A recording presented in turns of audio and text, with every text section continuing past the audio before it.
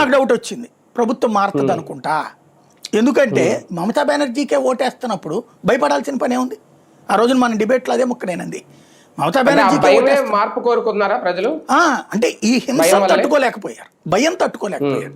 అంటే ఏ వ్యక్తి అయినా సరే ప్రభుత్వం వల్ల నాకు ప్రయోజనం వస్తే హ్యాపీ అండి, రాకపోయినా నష్టం లేదు, కానీ ప్రభుత్వం వల్ల నాకు నష్టం రాకూడదు, నా జనజీవనానికి ఆటంకం రాకూడదు, ఇబ్బంది రాకూడదు.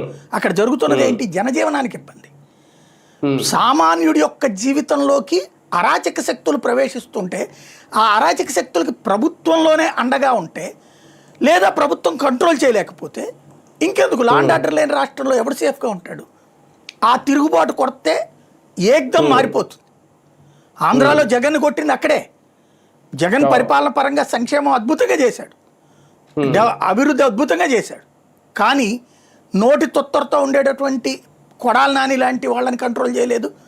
అలాగే ఏది దాడులకు వెళ్ళినటువంటి వాళ్ళని కంట్రోల్ చేయలే, పైగా సమర్థించాడు, బీపీలు వస్తాయి. అది అనంతబాబు లాంటి వాడిని వెనక పెట్టుకోకూడదు, తప్పు చేశాక మర్డర్లు చేసినటువంటి వాడిని. అలాగే రౌడీజం చేసినటువంటి వాడిని ప్రోత్సహించకూడదు. వాళ్ళకి మళ్ళీ నువ్వు సీట్లు ఇస్తున్నావు అంటే ఏంటి?